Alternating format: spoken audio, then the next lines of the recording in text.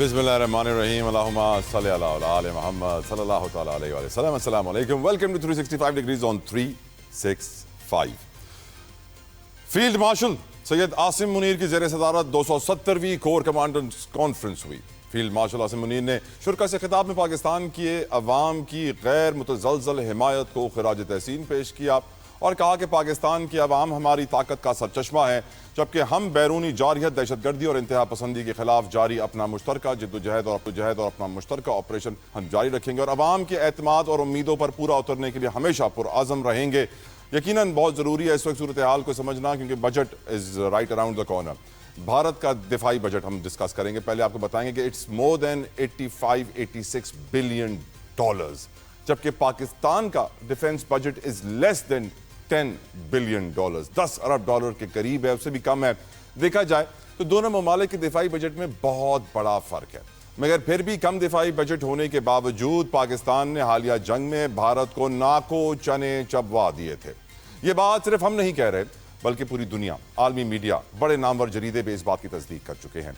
पाकिस्तान किस तरह अपनी सलाहियतों और बहादुरी के साथ भारत को न सिर्फ मुंह तोड़ जवाब दे रहा है, बल्कि एक कामयाब शिकस्त भी हमें दे रहे हैं इस वक्त भारत को। वज़ीर आज़म इसी वजह से हम जानते हैं कि डिप्लोमेटिक फ्रंट से बड़ी जंग जारी है, तो हंगामी दौरा वज़ीर आज़म पाकिस्तान मियां शहबाज शरीफ का तुर्किया का, ईरान का और आज़रबाईजान का अगले हफ्ते मुतवक्किल है, शेड्यूल्ड है, ताकि हम डिप्लोमेटिक फ्रंट के ऊपर भारतीय शिकस्त दुनिया के सामने बेहतर से बेहतर तरीके से उजागर करें। और ये तीन वो मुल्क हैं जिन्होंने पाकिस्तान का भरपूर साथ दिया था इस जंग में, और फिर भारत ने भी इनके बॉयकॉट का ऐलान किया था कि कोई टूरिस्ट ना जाए, कोई इनके प्रोडक्ट्स यूज़ ना करे। और यकीनन इस खत्ते के अंदर पाकिस्तान की तरक्की के लिए ये सफ़ बनना बहुत ज़रूरी है, ये एलाइज हमारे लिए बहुत ज़रूरी हैं। इसके ऊपर हम आज के प्रोग्राम में खुसूसी बात करेंगे।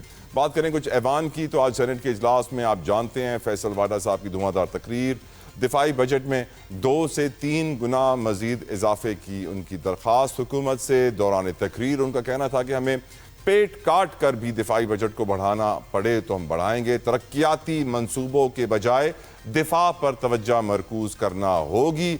आपको बताते चले कि आइंदा माली साल के बजट की तैयारियां IMF के साथ ज़ोरों शोर से इस वक्त जारी हैं और पाकिस्तान को उनकी तमाम शराइत मानना पड़ रही हैं, मजबूर है।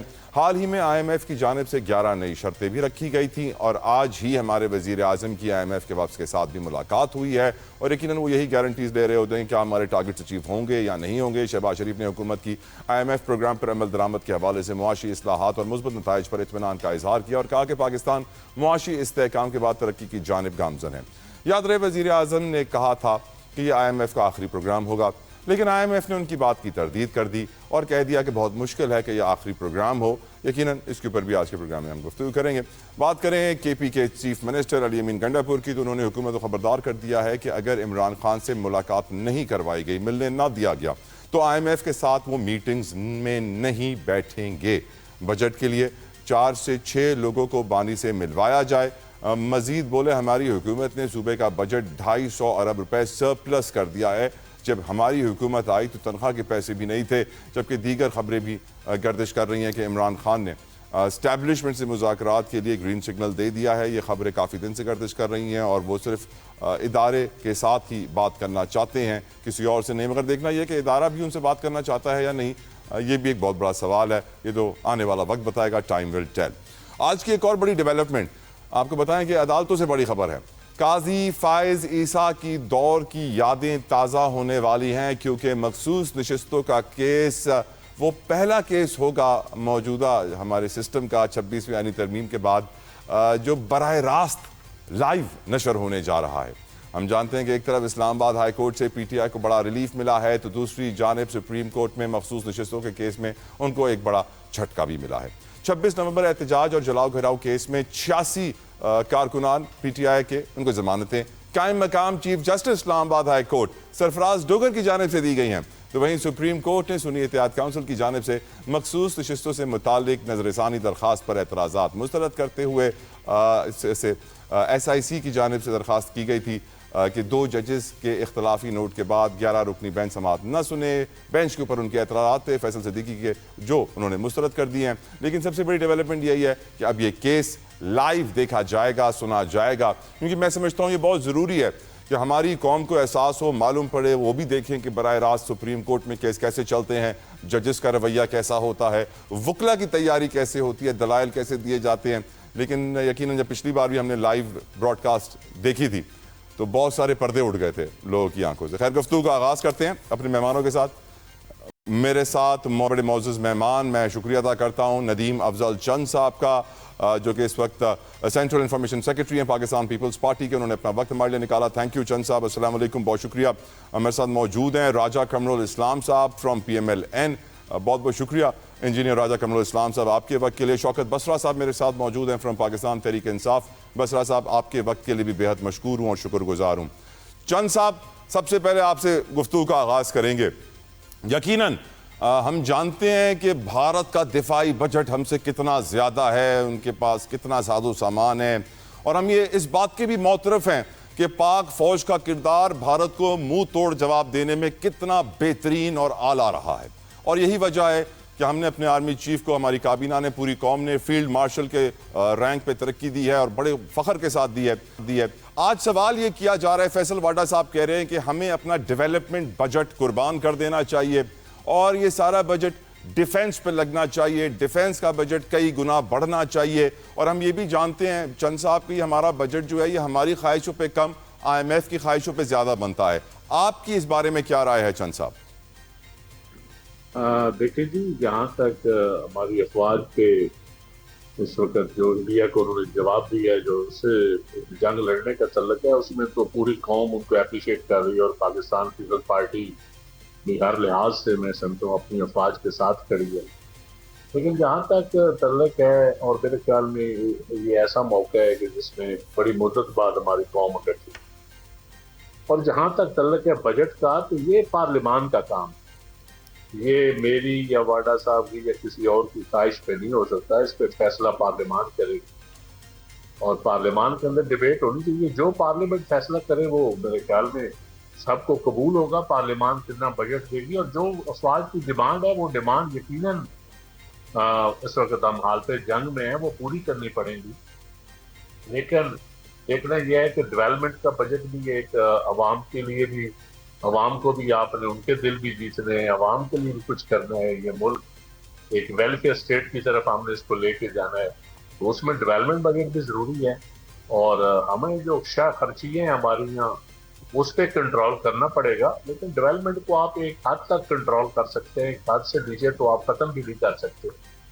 कुछ हमारी मजबूरियाँ हैं, कॉन्स्टिट्यूशनल मजबूरियाँ भी हैं, कुछ हमारे IMF के साथ भी हैं, लेकिन असल फोरम इसका पार्लियामान है और पार्लियामान जो फैसला करेगा वो सब वो एक कंसेंसस की बुनियाद पे होगा, जिस पे सारी पॉलिटिकल पार्टीज हैं पार्लियामान के अंदर। तो मेरे ख्याल है ये पार्लियामान को डिसाइड करने देंगे कितना बजट चाहिए। Right sir. Engineer Raja Qamrul इस्लाम साहब, आपका इसके ऊपर क्या ओपिनियन है? क्या आप समझते हैं development should be compromise, sacrificed for our defence budget और नॉट? इंजीनियर राजा कमरुल इस्लाम। देखें, ये ब्लैक एंड वाइट में तो कोई चीज नहीं होती कि कहा जाए कि फलां चीज की कीमत पे।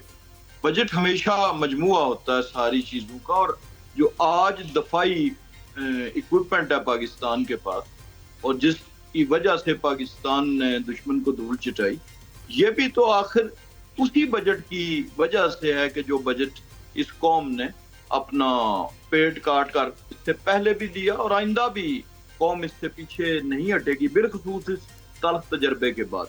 लेकिन ये कह देना कि at the cost of development रोक दिया जाए, या at the cost of salaries रोक दिया जाए, या एट द कॉस्ट ऑफ रोटी रोक दिया जाए, ये मुनासिब नहीं है।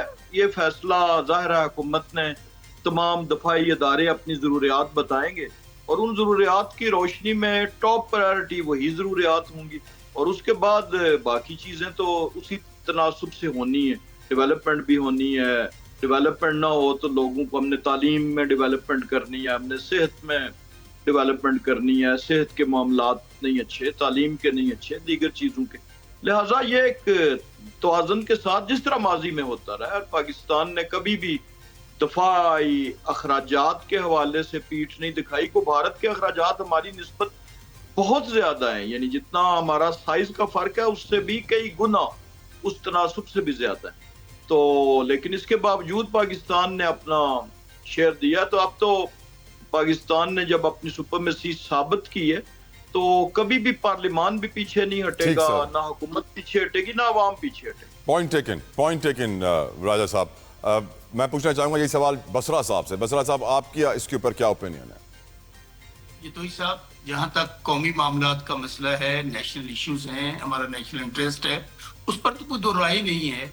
हमारा ये जो इंडिया के मामलात हैं, हमारे जो जंग के मामलात हैं, जो डिफेंस के इशू हैं, जो दहशत गर्दी है, जो बैरूनी खतरात हैं, जो माशी मसाइल हैं, ये सबसे पहले पाकिस्तान है, सबसे पहले पाकिस्तान के मसाइल हैं।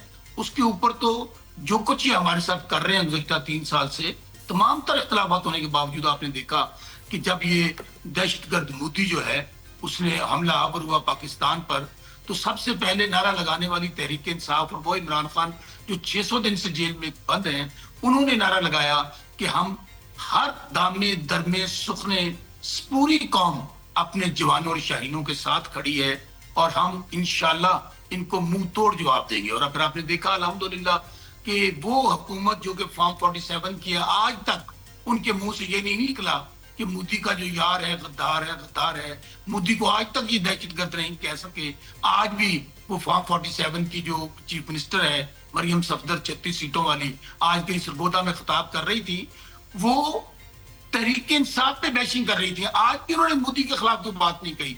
हम तो आज भी इमरान खान साहब से जेल में जिनकी मुलाकात थी, उन्होंने कहा 3 जो इश्यूज हैं, बैरूनी खतरा, दहशतगर्दी और माशी मामलात, उस हवाले से मैं एस्टेब्लिशमेंट से बात करने के लिए तैयार हूं, हमारी जमात बात करने के लिए तैयार है। अपनी जात के लिए हमें कोई डील नहीं चाहिए। पाकिस्तान के जो मामला हैं उसके ऊपर हम बात करने के लिए तैयार हैं। और जब ये मामला पार्लियामेंट में आएगा, हम कहते हैं हम इस जाली निजाम को नहीं तस्लीम करते, लेकिन जहां पे नेशनल इश्यूज आएंगे हम उसके ऊपर पाकिस्तान के साथ खड़े होंगे, क्योंकि सबसे पहले पाकिस्तान और पाकिस्तान की सबसे बड़ी जमात जो 90% लोगों को लीड करती है वो तहरीक इंसाफ है। तो हम किस तरह पीछे हट सकते हैं? बिल्कुल ठीक। नदीम अफजल चंद साहब, आज वाडा साहब ने एक और बात भी कही कि we should set our differences aside. हमें अपने इख्तलाफात अब दूर रख देने चाहिए। हुकूमत पर यह जिम्मेदारी है कि वो जितनी भी हमारे अंदरूनी मसाइल है उनको फौरी हल करे और दिफाई बजट पे जोर दे। और सबसे बड़ा मसला सियासी तौर पे आप भी जानते हैं, मैं भी जानता हूँ, कौम भी जानती है, इस वक्त PTI के साथ जो हालात हैं, इमरान खान जेल में है। आपकी नज़र में क्या ये प्रॉब्लम अब सॉल्व होना चाहिए? वो मुज़ाकरात की बात कर रहे हैं, एस्टैब्लिशमेंट के साथ भी राजी है मुज़ाकरात करने के लिए। चंद साहब, क्या आपको लगता है कि हुकूमत को पहल करनी चाहिए? पहले भी वो कर चुके हैं बहुत दफ़ा, एक बार फिर करनी चाहिए मुल्क को कौम की खातिर? नदीम अफजल चंद साहब।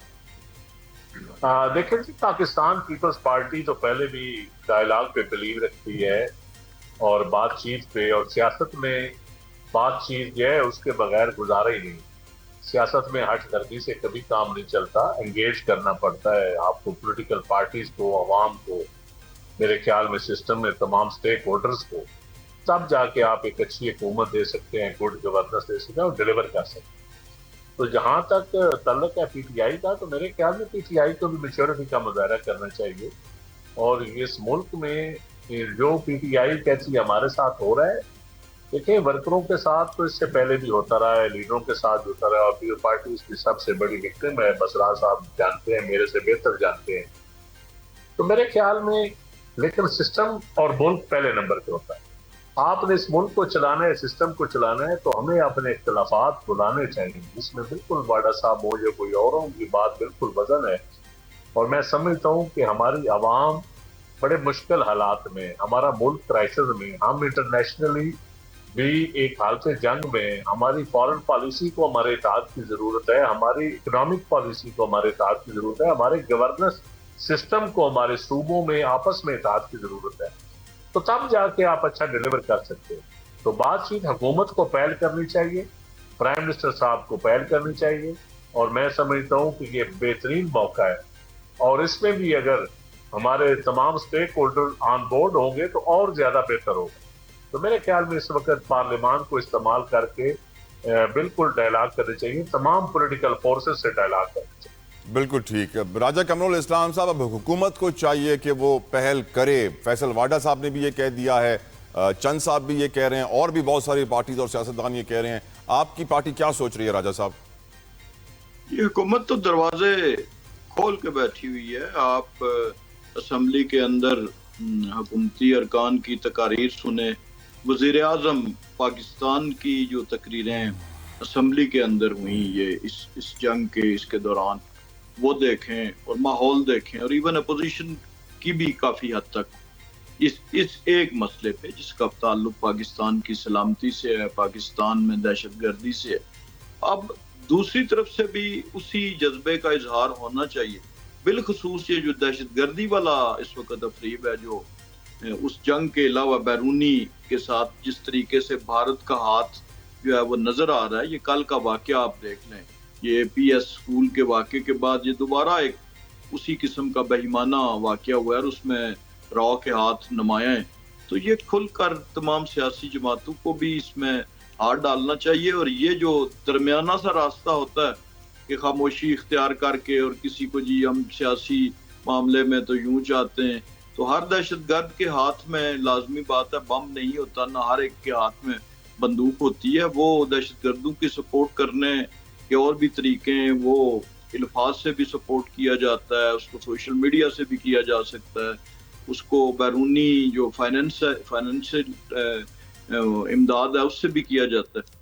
तो इन सारी चीज़ों को मद्देनजर रखते हुए तमाम सियासी जमातों को एक प्लेटफॉर्म पे आना चाहिए और हुकूमत बिल्कुल कदम पीछे नहीं हटाएगी इस मामले में भी एक कदम आगे बढ़ाने से, बशर्ते के रेसिप्रोकल बेसिस पे हो ये। लेकिन मुलाकातें नहीं हो पा रही हैं। आज भी गंडापुर साहब ने बोला है कि मैं IMF के साथ मीटिंग नहीं करूंगा अगर मुलाकात नहीं हुई। सर, हुकूमत को कहिए ना, मुलाकातें तो होने दे। ये मुलाकातों का अपना चूंकि उसमें जेल के शेड्यूल्स हैं, जेल मैनुअल है, लॉ एंड ऑर्डर की सूरत हाल है, उसकी रोशनी में मुलाकातें हो भी रही हैं, ये तो नहीं कि नहीं हो रही। लेकिन यह है कि वो गंडापुरी स्टाइल में शायद उसमें कुछ प्रॉब्लम्स आते होंगे और वो आए भी थे पिछले अरसे में। ये आपने तो, क्या कह दिया बसरा साहब? ये गंडापुरी स्टाइल क्या है? ये बसरा साहब से पूछा है मैंने। तो साहब, कल भी हमारे वकला और हमारी लीडरशिप खान साहब को मिले जेल में, और आज भी अली अमीन गंडापुर हमारे जो चीफ मिनिस्टर हैं वो मिले हैं, और उनका बाकायदा उन्होंने जेल के बाहर आकर जो गुफ्तगू की है, अगर वो चला दें तो मेरे ख्याल में एक एक बात क्लियर हो जाएगी। आज भी इमरान खान साहब ने ये कहा है अनकंडीशनल के बैरूनी खतरात, दहशतगर्दी और माशी मामलात, अनकंडीशनल हम मुज़ाकरात के लिए तैयार हैं। और मोदी जो है उसको चूंकि शिकस्त हुई है, वो दहशतगर्द है, गुजरात का कसाब है, उस पर आप इत्मीनान मत करें, वो दोबारा हम पे हमलावर हो सकते हैं। इसलिए बहुत जरूरत है हमें इत्तेहाद पैदा करने की। आप किससे मुज़ाकरात करना चाहते हैं? वो एस्टेब्लिशमेंट से क्यों करना चाहते हैं? कोई हम NRO नहीं लेना चाहते, कोई हम लोग अपने लिए डील नहीं लेना चाहते, ना खान साहब अपने लिए कुरायत लेना चाहते हैं। इनकी हालत ये है कि जब इनसे हमारे मुज़ाकरात पिछली बार शुरू हुए, इन बेचारे तो फॉर्म 47 के जो अर्दली वजीर आजम साहब और ये जो जाली MNA सारे बैठे हैं, ये हमारी मुलाकात तक नहीं करवा सकते थे। ऑन रिकॉर्ड है राना सनाउल्लाह एहसन इकबाल ने कहा हम बेबस हैं, मुलाकात हमारे इख्तियार में नहीं है। तो मुझे बताएं कि जो खान साहब से मुलाकात नहीं करवा सकते तो उनसे हम मुज़ाकरात क्या करेंगे?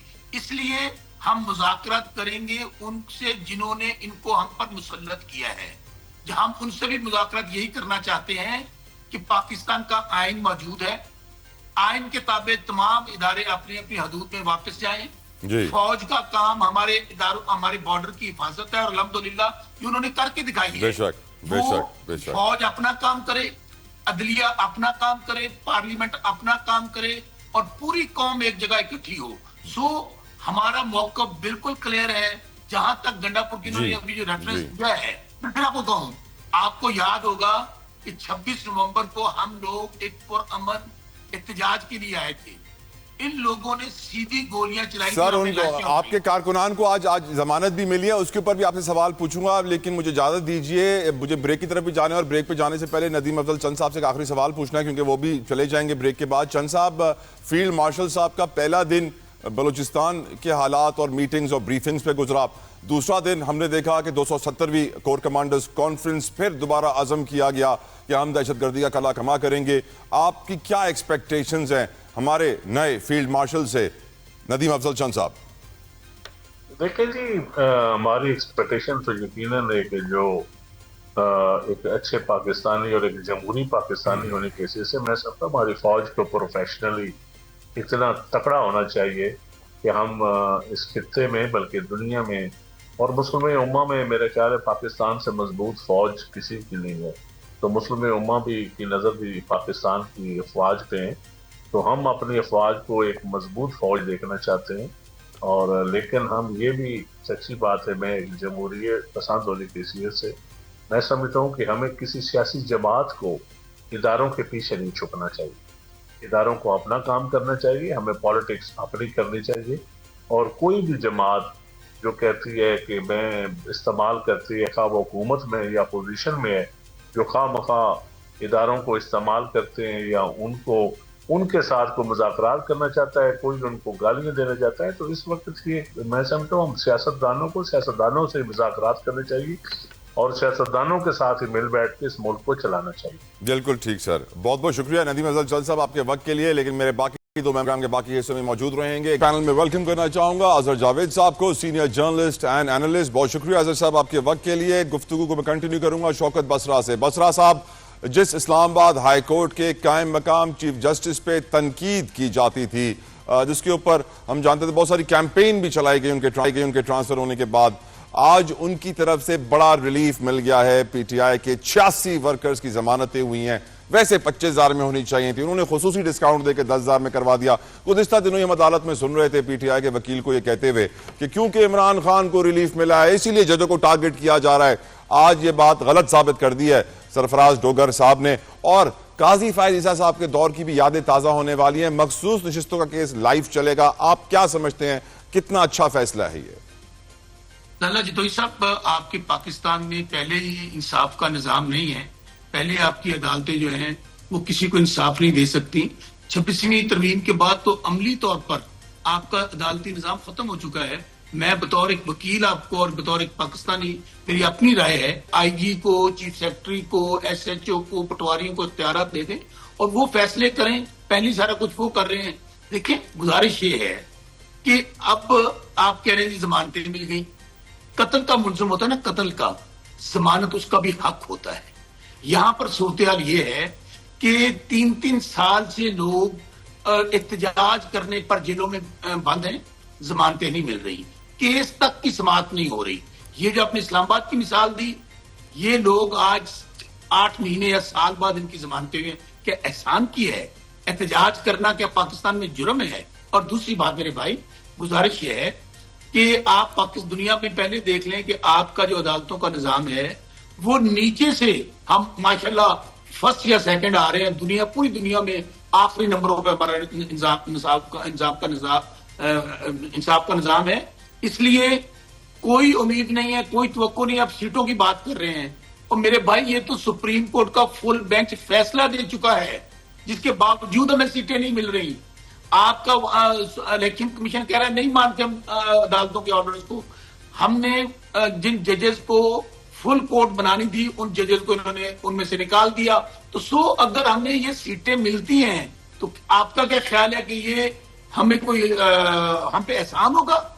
अगर नहीं मिलती इंसाफ का, कत्ल तो पहले हो रहा है, पहले इंसाफ नहीं मिल रहा।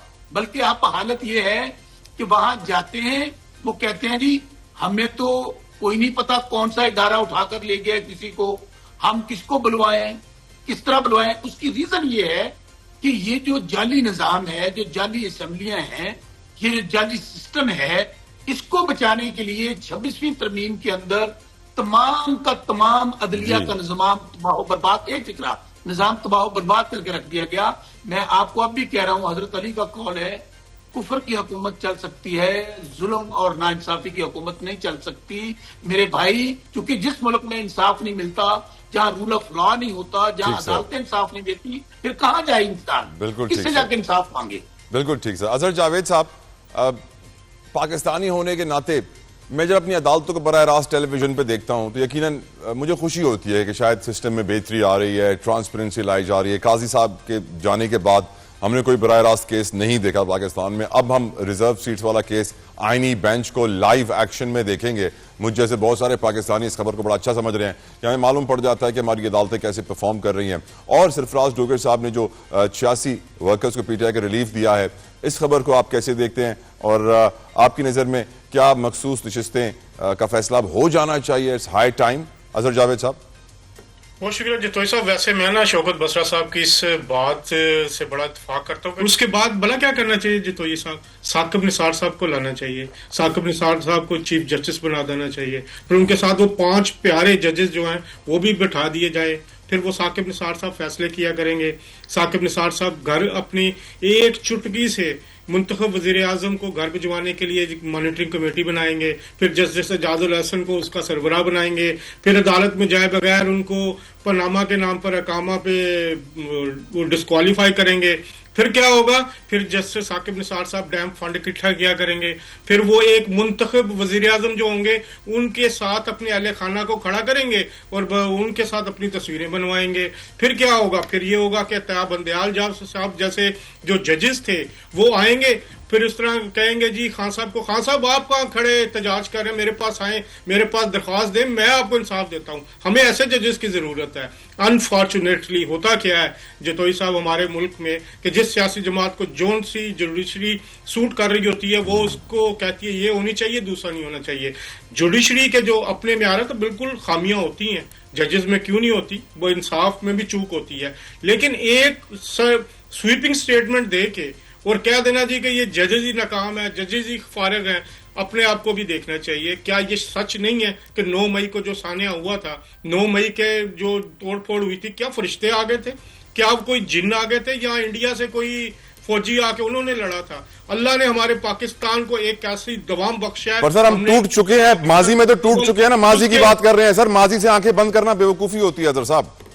मैं बिल्कुल माजी की बिल्कुल बात करूंगा और माजी को भूल के अच्छी रवायत को आगे बढ़ाना भी अक्लमंदी होती है। माजी को भूलना नहीं चाहिए। हमने तो पिछले एक महीने में देख लिया जिस तरह हमारे मुल्क में जो हुआ, जो हमने जंग जीती है और जिस तरह हमारे सिपा सालार ने परफॉर्म किया है, जिस तरह ये हमने अपने से कई गुना बड़े दुश्मन को धूल चटाई है, ये भी कभी नहीं हुआ माजी में। जिस तरह हमारे जो हमारे एयरफोर्स है उन्होंने जंगी जहाज गिराए हैं, वो इस तरह भी कभी नहीं हुआ। पूरी दुनिया में पाकिस्तान की तारीफ हो रही है। ट्रंप को उठा के देख लें, ये वही ट्रंप है जिस पे तकिया किया हुआ था तहरीक इंसाफ ने कि वो आएगा, इमरान खान पे को बाहर निकालेगा, वो फोन करेगा। उसकी जीत के लिए दुआएं मांगी गई थी। अब वो 3 दफा कम से कम कह चुका है कि पाकिस्तान की लीडरशिप अक्लमंद है, वो बड़े अच्छे लोग हैं और वो मैं उनके साथ काम करना चाहता हूँ। इस वक्त पाकिस्तान पूरी दुनिया में, आपने इस जंग में एक और चीज नोट करनी थी, पूरी दुनिया में कोई भी सिवाय एक इजराइल के कोई भी भारत के साथ खड़ा नहीं हुआ। ज्यादातर जो हमारे दोस्त ममालिक थे वो हमारे साथ खड़े थे या बाकी दुनिया न्यूट्रल थी। इस वक्त पाकिस्तान में कोई खाना जंगी नहीं हो रही। अल्हम्दुलिल्लाह पाकिस्तान एक अच्छी स्टेबिलिटी की तरफ जा रहा है। बाकी जहां तक पॉलिटिकल की बात है, मैं इस बात का हामी हूं कि इमरान खान साहब को रिलीफ मिलना चाहिए। इमरान खान साहब को जो भी उनके कानून के मुताबिक चीजें हैं उनको उनका हक मिलना चाहिए, लेकिन not at the cost of Pakistan. Imran Khan साहब अपनी कानूनी जंग लड़ रहे हैं। राजा कमरुल इस्लाम साहब नाराज हो रहे हैं मुझसे भी, आपसे भी काफी उन्होंने सबर का मुजाहरा किया है। सर मैं नहीं चाहता कि मैं उनके सबर का ज्यादा इम्तिहान लूं। राजा साहब, आपकी नजर में अदालती मामलात, सरफराज डोगर का पीटीआई के वर्कर्स को रिलीफ देना, उनको बेल देना एक अच्छा इकदाम है और लाइव ब्रॉडकास्ट भी दोबारा शुरू हो रहा है, आप समझते हैं ये भी एक अच्छा इकदाम है? सर लेकिन ट्रांसपेरेंसी जितनी ज्यादा होगी उतना ही अच्छा होगा, चाहे वो अदालती निज़ाम हो, चाहे वो एडमिनिस्ट्रेटिव सिस्टम हो, चाहे वो सियासी निज़ाम हो। वो तो उस पे तो कोई एतराज किसी को ना करना चाहिए ना होगा। इसी तरह अदालतों के जो फैसले हैं वो कभी खिलाफ आते हैं, कभी हक में आते हैं। अब ये जब खिलाफ आए तो कह देना जी ये तो यूं हो गया, और जब हक में आए तो वो बहुत अच्छे हैं। जिस दिन मुलाकात हो जाए उस दिन तो बहुत अच्छी फ्रूटफुल डिस्कशन हुई जी, हमने ये फैसला लेके आए, खान साहब ने ये इतला दी, हमने बाहर आके इतनी प्रेस कॉन्फ्रेंसेस की, हमने इतना किया। और जिस दिन ना हो उस दिन खाना जंगी शुरू हो जाएगी, जमहूरियत का कत्ल हो गया, फलां चीज हो गई, मतलब ये अब चीजों को खत्म होना चाहिए मुतवाजन तरीके से गुफ्तगू का, जब वो खुद भी विलिंग है। और आइन का जो आर्टिकल 271 की जीम की जैली शेक 2 है और आइन का आर्टिकल 264 बी है, उसके तहत जो है वो पाबंद है एस्टेब्लिशमेंट्स में से और आर्मी चीफ से मुज़ाकरात होने में। उस शेक के तहत तो सियासी जमातें तो आपस में बैठ नहीं सकती। यानी ये आइन की ये जितनी शिकें मैंने गिनवाई, इसके तहत मुज़ाकरात होंगे तो सिर्फ आर्मी चीफ से होंगे, सिर्फ DGISI से होंगे, सिर्फ एस्टेब्लिशमेंट से होंगे। तो जाहिर है आइन की तो किसी लम्हे भी जो है वो आइन से सरताबी की जरूरत नहीं हो सकती। बिल्कुल। तो ये हम सुन रहे थे, तो मेरा ख्याल है कि अब वो उसी आइन की उन शेखों का इंतजार करेंगे। अब अगर सियासी जमातों से मुज़ाकरात नहीं करने, हुकूमत तो दरवाजे खोल के बैठी हुई है। यकीनन हम गुज़दार में होने वाले इंतहाई अफसोसनाक दहशतगर्दी के हमले को भूल नहीं सकते जिसमें हमारी कौम के बच्चे शहीद हुए हैं। इसीलिए मैं सवाल अपने मेहमानों से पूछना चाहता हूं और इस आखिरी हिस्से में प्रोग्राम के मेरे पास वक्त कम है तो मैं सब अपने मेहमानों को एक मिनट दे सकता हूं। और मैं ये सवाल पहले अजहर जावेद साहब आपके सामने रखता हूं। आपकी नज़र में बलूचिस्तान के मसले का हल क्या है अजहर साहब? जितेश साहब बहुत शुक्रिया। बात यह है कि बलूचिस्तान में ये अब चीज़ साबित हो चुकी है कि भारत अपने घिनौने अज़ाइम को पाया तकमील पर पहुंचा रहा है और जंग हारने के बाद वो ज़्यादा वहाँ पे दहशतगर्दी करेगा। इसके मसले के दो हल हैं, एक सियासी क़यादत को एतमाद में लिया जाए और वहाँ पे सियासी मुज़ाकरात शुरू किए जाए, और दूसरा BLA उससे जुड़े दहशतगर्दों के खिलाफ जो फौजी कार्रवाई या ऑपरेशन है उसको तेज़ किया जाए। अगर हम भारत को हरा सकते हैं तो हमारे पास ऐसे जदीद ड्रोन और हथियार हैं कि जिनके ज़रिए हम उनके खिलाफ एक पूरा ऑपरेशन क्लीन अप कर सकते हैं। राजा कमरुल इस्लाम साहब, आपकी नज़र में बलूचिस्तान का सोल्यूशन क्या है, हल क्या है सर? पहले मरले में तो आनी हाथों से निपटना चाहिए, और जिस तरीके का भी बेईमाना वाकया हुआ है और उसमें भारत का जो हाथ है और रॉ का वो नुमाया है, उसके सबूत मिले, तो इसको तो पहले मरले में तो क्रश करना चाहिए। और उसके बाद जो सियासी लोग हैं उनके साथ मुज़ाकरात बिल्कुल होने चाहिए। लेकिन अगर ये कहा जाए कि बलूचिस्तान में दहशतगर्दी के मसले का हल कहीं मुज़ाकरात में या किसी सॉफ्ट एलिमेंट में तलाश किया जाएगा तो फिर वही होगा जो माजी में हुआ है, कि माजी में यही जो थी ख्वाहिश, इसने हालात को ज्यादा दगरगू किया।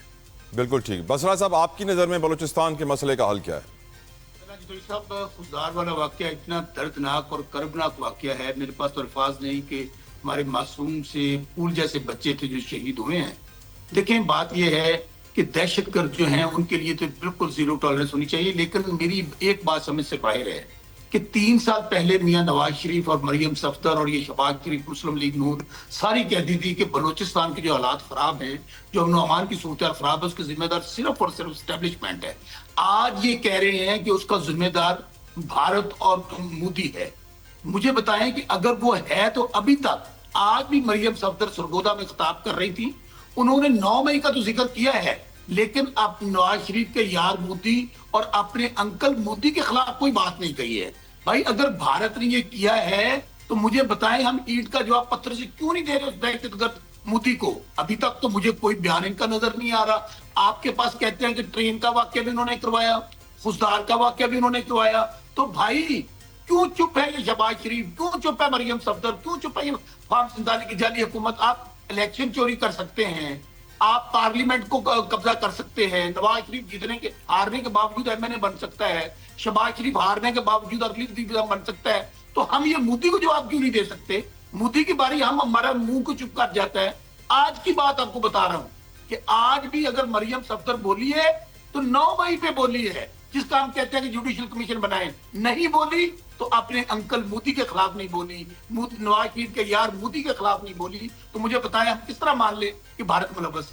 बहुत शुक्रिया शौकत बसरा साहब, इंजीनियर राजा कमरुल इस्लाम साहब, अजहर जावेद साहब, तीनों मेहमानों का बेहद मशकूर हूँ और ये दुआ करता हूँ प्रोग्राम के अख्ताम पर, या रब हमारे वतन अजीज़ को फितनाल हिंदुस्तान से निजात अता फरमा, इन दहशतगर्दों से निजात अता फरमा। आप भी मेरे साथ कहिए आमीन। I will see you on Monday. आप अपना ख्याल रखिएगा। अंटिल देन, अल्लाह हाफ़िज़।